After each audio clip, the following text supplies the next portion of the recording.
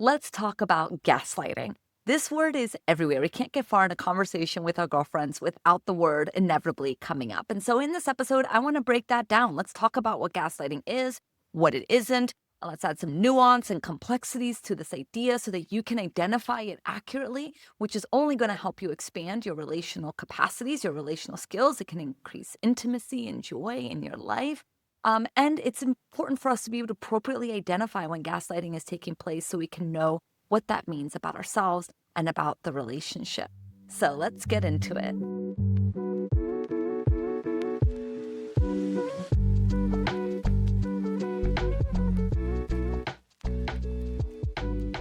If you're new to the podcast, I'm Thaís Sky, a licensed psychotherapist and your host here for Reclaim, the podcast that brings nuance to popular psychology and offers help beyond self-help.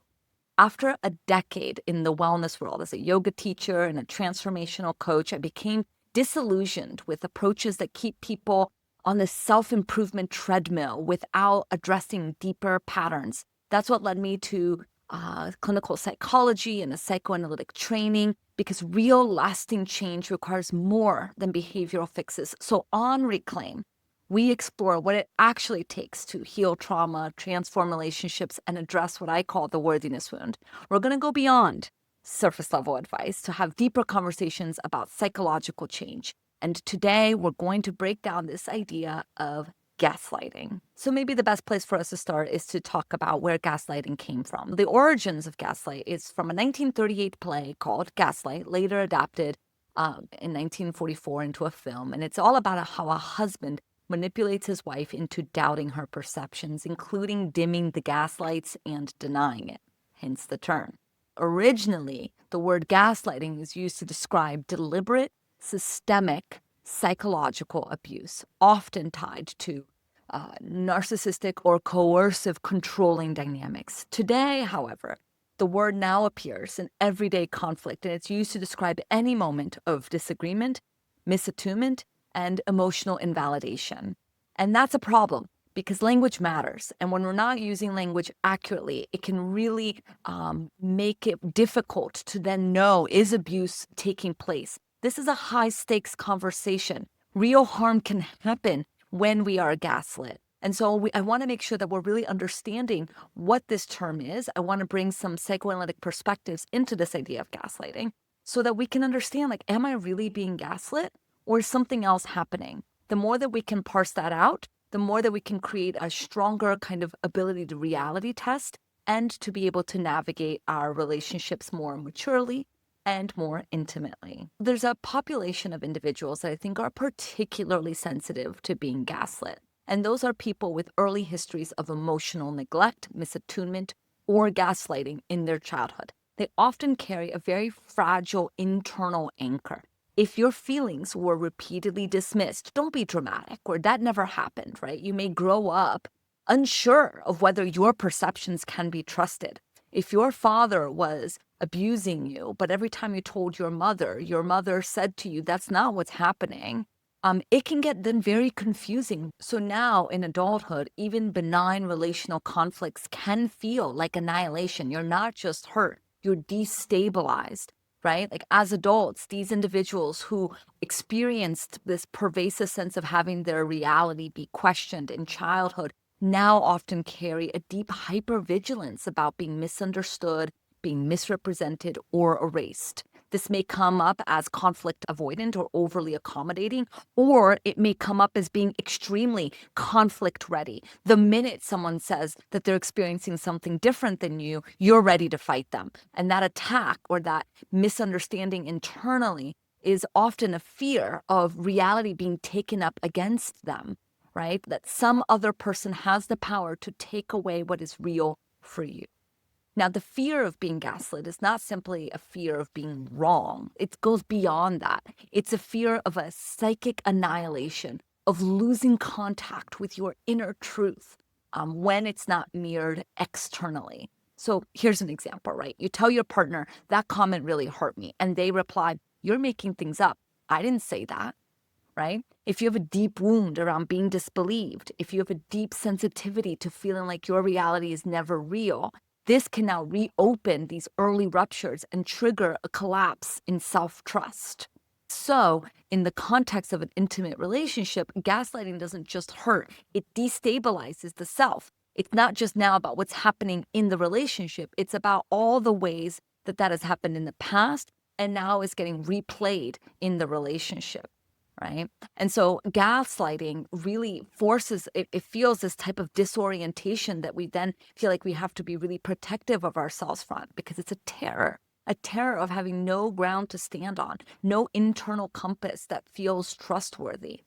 Understanding this about yourself can help us make sense about why certain interactions feel so intense and why healing requires an internal repair, not just better behavior from other people. That makes sense, right? If we grew up in an abusive home, if we grew up feeling chronically misattuned, misrelated to, and also then told that how you are perceiving it or what's happening to you is wrong. If you're being constantly told, for example, look at the bright side, that's not what's happening.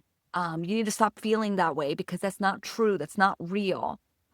If you're being related to in a way where your feelings have nowhere to land in the mind of another person, it starts to create this dissonance of what is real. Now, it's a little bit confusing because they're young, they don't really understand the consequences of their actions. So, for example, let's say that a child feels really hurt that you said no because you can't buy the cookies, and they're devastated. Now, you as an adult don't feel like it's that devastating. You're not going to get cookies tonight at 9 p.m., but you can get cookies tomorrow. And so it may be seductive, it may be tempting, it may be natural, quote unquote, for the parent to say, it's not a big deal. Stop acting like this is a big deal. It's not a big deal. Stop being so hurt about this. It's, something along those lines. It's not a big deal. The kid, though, is experiencing it as a big deal. Now, what's real ultimately, in a way, is that it's ultimately not a big deal. But it's also not a big deal if we are assuming that the child has an adult mind and can conceptualize it being not a big deal. The child, it is a big deal. If we are experiencing so much of life for the first time at 5 years of age and we don't get something, it can feel like life and death. And so if we're not attuning to or understanding the child's development and the child's psyche, even if what is real is that it's not a big deal, by dismissing and devaluing the child's internal dilemma, it can start to create the sensitivity now as an adult of, am I allowed to feel the way that I feel? And that's a subtle way that being invalidated as children now makes us particularly sensitive to being, quote unquote, gaslit as adults. What I'm trying to kind of elucidate there, it's not just necessarily abusive dynamics that can set us up to feel particularly sensitive to being gaslit, or the fear of kind of a psychic annihilation now if there is a difference in a relationship or if there's a conflict in a relationship. It doesn't necessarily just mean capital T trauma occurred for you as a child. It could also have come out of these smaller misattunements where the parent or the adult, because they were exhausted, because they were overworked, because they were busy, kind of treated your emotional landscape as an inconvenience, or continually told you that how you're feeling is just an overreaction to what is happening. These more subtle, chronic ways of being related to, even if the adult was inherently correct in what they were perceiving. So it's not even as like an example of, I'm being abused by dad, I told mom said that's not what's happening. That's one version of being gaslit. But another version of being gaslit is an adult saying to you, don't feel the way that you are feeling. It can then lead to a kind of inner distrust of like, what is real? What can I feel? What am I allowed to experience? What is going to be held in the mind of another? So much of how we can feel safe in ourselves is through an experience of having felt like our feelings and our inner experiences were safe in the mind of our caregiver. And so that makes it for a very tricky setup now as adults, because we're so terrified of difference. We're so terrified of what is real. And it can lead us to then constantly questioning ourselves and even gaslighting ourselves, quote unquote, around what are we really experiencing. So again, understanding this about ourselves can help us, right? It's an important foundational understanding. Oh, of course, I'm sensitive to whether or not people agree with me because when I look at my childhood, I can see how disagreements had no place in the family, or I can see how my feelings were treated as inconvenient, or I can see how I was kind of chronically related to in a way that gave me the sense that how I was feeling about things was wrong or was incorrect. Because there's a massive difference.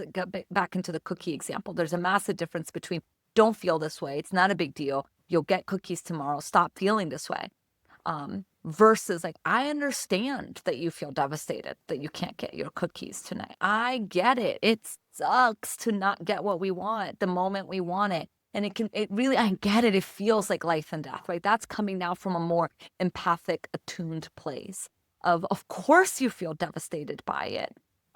Because you're not getting something that you want. And when you're little, you don't know what even tomorrow means. That can feel so far away.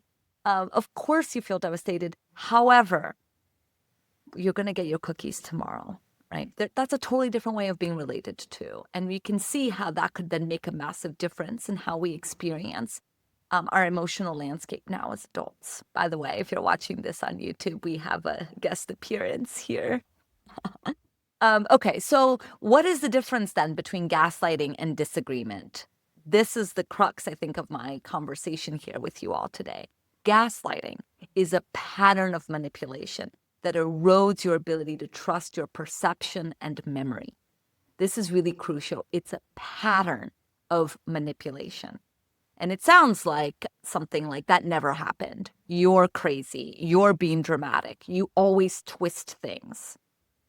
But just because somebody says those exact words for you does not mean it's coming out of a pattern of manipulation. We really want to think about this as a chronic experience of being related to. So, for example, you catch your partner in the lie and they spin it until you're questioning your own judgment. You know what happened, but they're so adamant that you don't know what happened that you begin to wonder if you imagined it. So often this pattern of manipulation, individuals who tend to use gaslighting more often in their desire to control are typically a more narcissistically oriented individual. And it typically arises from a refusal to tolerate vulnerability, accountability, or being seen as flawed in some ways. So your emotional experience threatens their grandiose self-image, their understanding of themselves. And so you become the problem, right? And so the result is that you internalize the belief that conflict equals collapse, and self-doubt then starts to feel in some ways safer in the relationship than self-trust. So again, it's not just the content, it's the pattern. And over time, the pattern creates deep confusion, self-doubt, and a growing sense that you can't trust your own mind. This is what makes gaslighting so damaging, is that it really undermines your internal anchor. What is real? What is true? Now, I recorded a whole episode on narcissism. It's called Exploring Narcissism with Meredith Redding, episode 196. I'll put the link to the show notes. If you're watching on YouTube, it will be down below, so you can go check out that episode so we can parse out a little bit more, at least a psychoanalytic perspective of what is narcissism, what isn't narcissism. Again, it's another word that is so common in pop psych self-help world. And again, language matters. Using it correctly matters. And so if you want to learn more about narcissism, go check out that episode. But at the core of this is that when we all have abilities to experience a narcissistic injury, and when we are experiencing an injury that kind of threatens our sense of self, our self-importance, it's very seductive for us to turn it back on the other person and say, you're wrong, you're making that up, that's not accurate. And for a narcissistically inclined individual, the challenging part is that they may really believe that you are making it up, that that's not what happens. They may be able to really defend themselves against their own truth of their behavior and put it back on you. But then for you, because you may already have such a vulnerability to being gaslit, unfortunately, this is how patterns of abuse tend to take place, is that often individuals who come out of a childhood of being gaslit continually find themselves struggling in partnerships where this dynamic may be taking place. The difficulty is that when we start to feel very disoriented, and then you end up being cast as the problem because they can't metabolize their own shame and imperfection. And so instead of kind of a mutual repair, you get blame and you get distortion.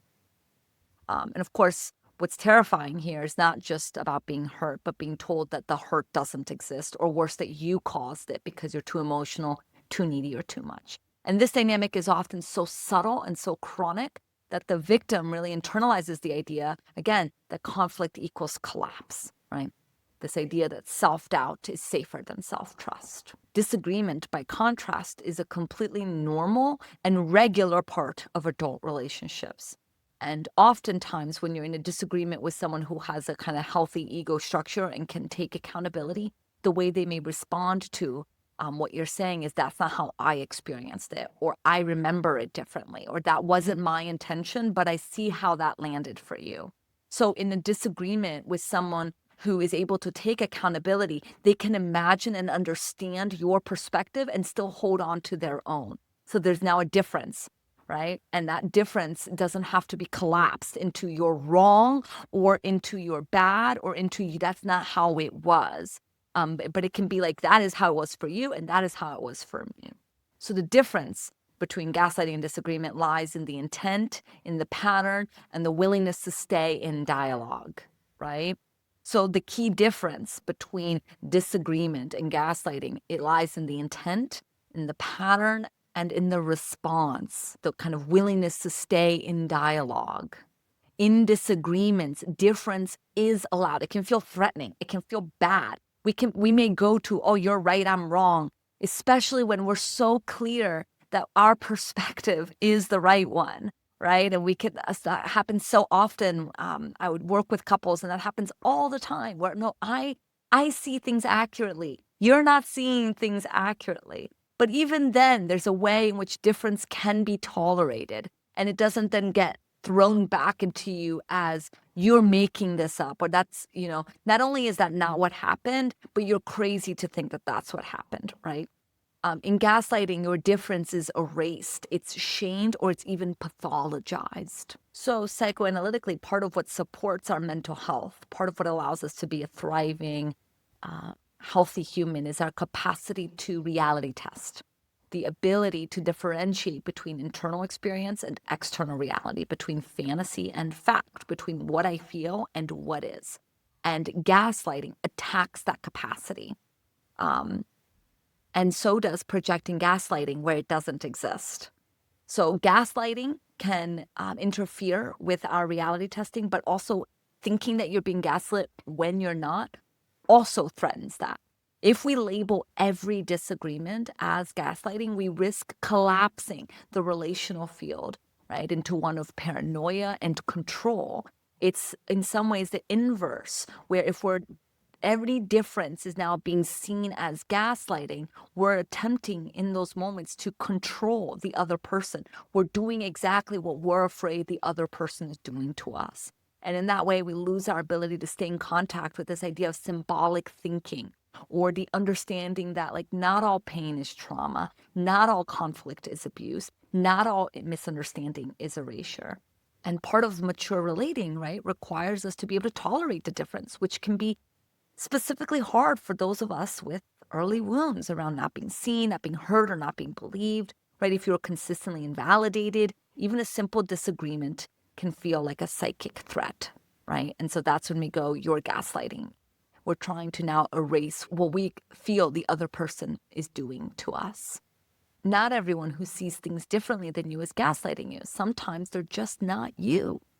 And learning how to parse out that difference is really, really important, because symbolic thinking allows us to hold multiple truths.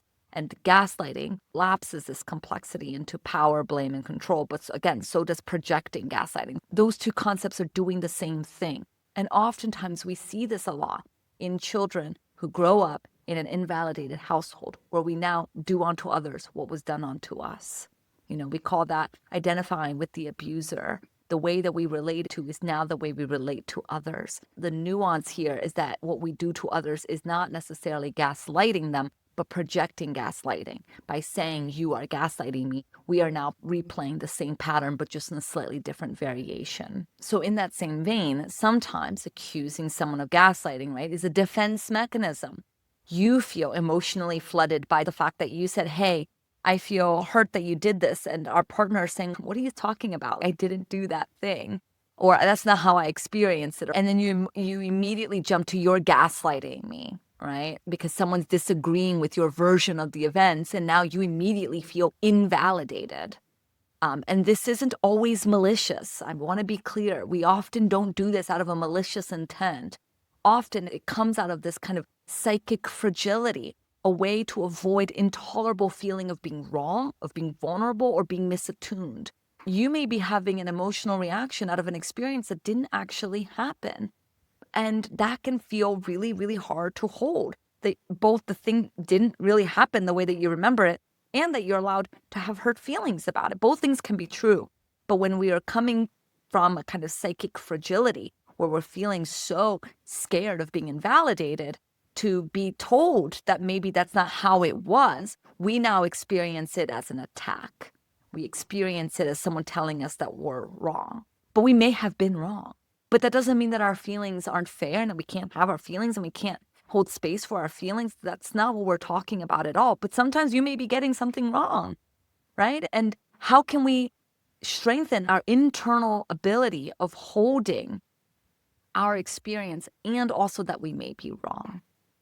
So in some cases, accusing someone of gaslighting becomes a way of shutting down feedback, avoiding reflection, or exiting the discomfort of conflict, right? If someone offers a different version of events, and instead of staying with the discomfort of the disagreement, you may respond with "you're gaslighting." Or if a partner tries to clarify their intent or express their own hurt, it's met with "you're manipulating me and denying my reality," right? Let's say that you go to your partner and you say, "I feel really hurt that you did this."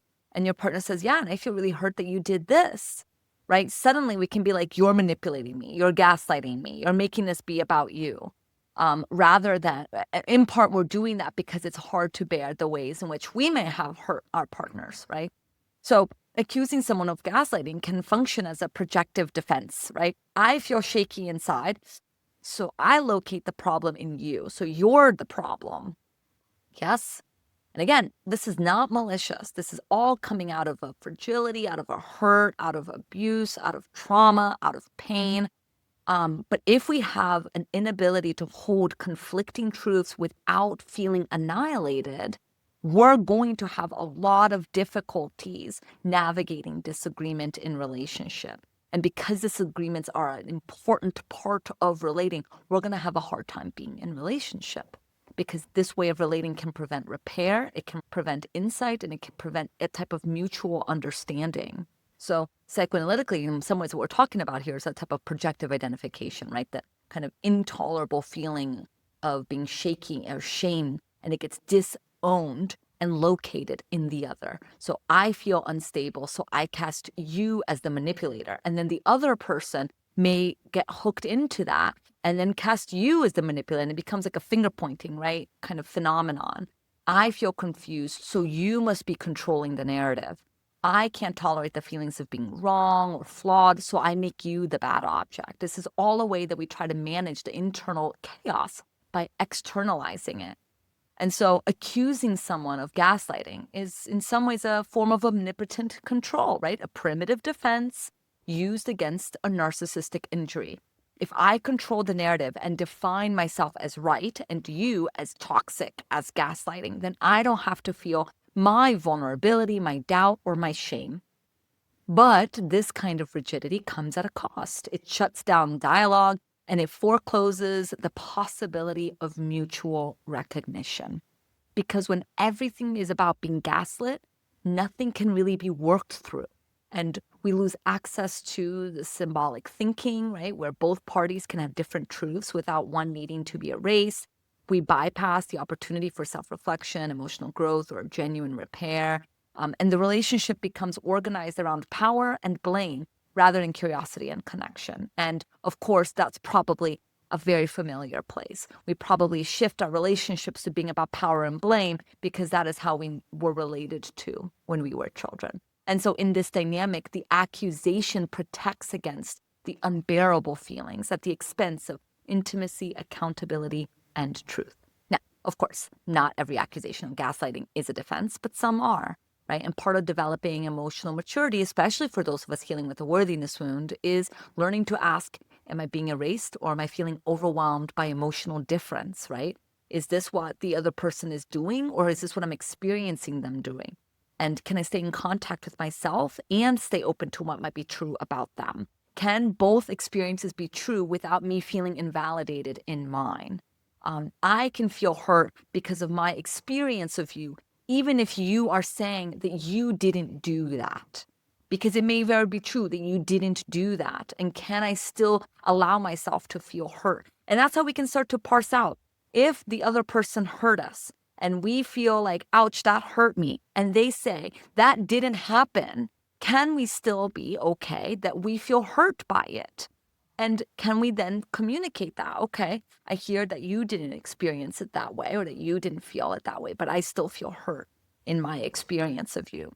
And then if the other person continues to say you're crazy, that's not what happened, then maybe there's a pattern of emotional manipulation going on. Or if the person responds like, okay, I get that you feel hurt. I would feel hurt too if I were experiencing me in that way. Let's think more deeply about it. Let's talk about it. Let's hold, or I'm sorry, right? I'm sorry that feel hurt. Then we're probably not being gaslit, and we're probably instead navigating disagreement.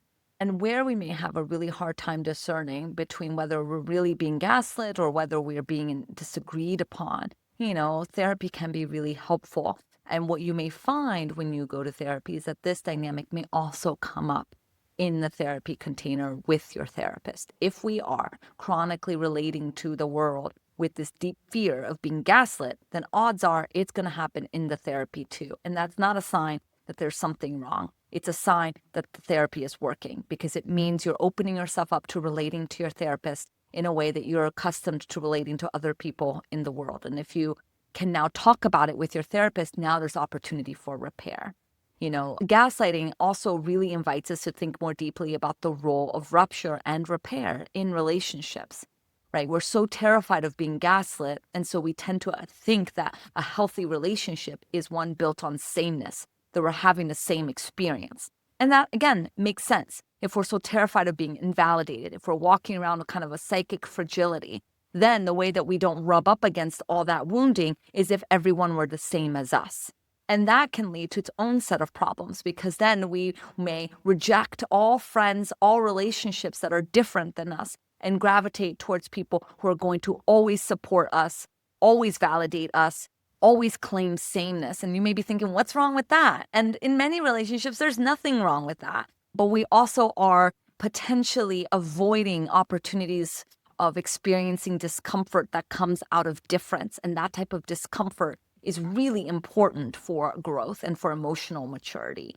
A healthy adult relating requires ruptures, repairs, difference, and navigating difference. So much of the work I see with couples that come to my practice is about difference. I love the metaphor of, it's like a Buddhist story, right? You put 3 blind men around an elephant and you ask them each to describe an elephant. One person will describe an elephant solely by what they are feeling, which is the tusk. Another person will describe the elephant only on what they are experiencing, which is the tail. Another one is going to define the elephant only by what they are experiencing, which is the belly of the elephant. From an outsider, we can see that those 3 individuals are naming different parts of an elephant, but they believe that they're experiencing and describing the entire elephant. This is so often what I mean by difference. Other people have a different perspective of what is happening. That doesn't mean that they're describing the whole picture, because your input, your experience also matters. But learning to navigate how one person is describing it as it and the other person is describing it as a tusk, and that both realities can exist without one being right or wrong, is a really crucial way that we get to get the whole picture. And then we get to learn a little bit more about ourselves. But if we are surrounding ourselves with sane people, with yes people, with people who are only going to tell us that our tusk elephant is the whole elephant, we really are missing out on so much. And of course, those relationships, the yes relationships, is built inherently on a sense of fragility, because sturdy, strong relationships are relationships that can tolerate rupture and difference. If we're only having relationships that are the same, we're going to find that these relationships they very easily fall apart with any tiny disagreement or any tiny conflict, because there's no foundation of navigating difference. So the distinction between gaslighting and relational disagreements, it's not just semantic, it's essential, both for our culture and also for our internal growth, right? So culturally, the overuse or misuse of the term gaslighting really flattens our capacity to engage with emotional complexities of human relationships. Not every rupture is abuse. Not every disagreement is abuse. Not every misunderstanding is manipulation. But when we start to call all difficult relational dynamics as gaslighting, right, we really risk erasing the nuances of conflict, which is normal and necessity, right? It's a necessary part of human connection. We are also discouraging curiosity and repair. And most importantly, we're obscuring actual abuse, making it harder for people who are truly in coercive dynamics to be believed and to get the support that they need, right? Because when everything is abuse, nothing is abuse. If everything is gaslighting, it waters down the concept. And if everyone is toxic because they disagree with you, then nobody is toxic. And when somebody comes in who is actually toxic, it can be hard to discern. So clinically, as therapists, right, our task is to help patients differentiate between external distortion of their reality, like gaslighting, and an internal fragility that makes disagreement or misattunement feel intolerable. That's not to say that their pain isn't real. It is real. But part of the work is to be helping our patients discern, is this an erasure of my reality, or is this an echo of the past? The past erasure being stirred up in the present. Can I stay anchored in what I know to be true, even when someone else doesn't validate it, right? That's the work of developing a sturdy kind of internal frame. Another word for that is like reality testing, right? It's not about becoming invulnerable. It's about becoming less dependent on external disagreements to feel real, worthy, and intact. Healing isn't about being believed. It's about learning to believe in yourself, even when the other person doesn't. And not believing in ourselves in like, I am right and you are wrong, but believing in ourselves in like, the feelings that I have are worthy of consideration. They're worthy to be thought about and talked about. And it's important that my emotional experience be held within myself, right? So again, we're not saying that healing is like my perspective is the right perspective every single time, because that's what it means to believe in myself. And that's what self-trust means. I know that that's a seductive, but it's a very reductive way of thinking about healing. Healing is I have a perspective. Other people may not agree with that perspective. They may also offer insight that can help me understand more about myself and what I'm experiencing. But also what I'm experiencing is worthy of being considered and being thought about and talked about. Yes? So even when other people may not understand, may not validate, may not be able to recognize as important, doesn't mean it's not important, but it also doesn't mean that the thing that I carry importance is the whole reality, is the whole truth. I really do think that we need better language for relational harm, and we do need to keep naming emotional abuse, gaslighting, coercive control, and systems of power that distort truth. But we also need to reclaim space for emotional complexity. And I think anytime these pod psych self-help ideas are out in the world, it very quickly diminishes emotional complexity. We need to, as a culture and as individuals, learn to tolerate conflict, disappointments, difference without collapsing into a trauma reenactment or blame. And that's how this becomes not about silencing survivors, but about building capacity, right? To feel misperceived, but stay in contact with oneself, to feel hurt, but still feel open to repair, to be wrong sometimes, but not dissolve into shame. So as we're ending here today, I want us to reflect on, where are you most sensitive to being misunderstood and dismissed? What happens in your body? What happens in your mind? What type of thoughts do you have when someone disagrees with you? Can you imagine a self that remains intact even in the presence of difference? And like I said before, therapy can be a space to explore all of this. Not to get perfect mirroring, but to build the internal structures that allow for this type of emotional complexity and flexibility and resilience. The goal in life is not to never be disagreed with. The goal is to be able to stay with yourself even when someone else doesn't. And that's not just strength. That's a type of healing, and it can be really, really powerful. And I hope you give yourself that gift. So I think the biggest takeaway that I want you to take from this episode is that gaslighting is a pattern of relating, and that it often comes out of a sense of feeling of crazy making and being really dismissive of your reality. And that when we are raised in that type of environment, we can now become very sensitive to that dynamic now. And it may then feel very confusing for us to really parse out the difference between gaslighting and disagreement. And that the more that we heal and develop a kind of sturdier sense of self, the more we'll be able to tolerate disagreement without collapsing into shame or into being defensive by naming everything as gaslighting. And one of the best ways that we can kind of really parse this out is to slow things down internally. And whether that's a meditation practice, a journaling practice, going to therapy, doing, yoga, tai chi, slowing things down can help us begin to kind of parse out what is really happening and what are we really experiencing and feeling, so that we can then create more spaces for a type of reality testing. Yes. So that we know when we're being gaslit versus we know when we're in disagreement. And that difference can make all of the difference. And if you want another breakdown of a pop psych concept that's really taken the world by storm, I have a whole episode on the let them theory, my thoughts on its merits and its limitations. You can catch that right here. Talk to you next time.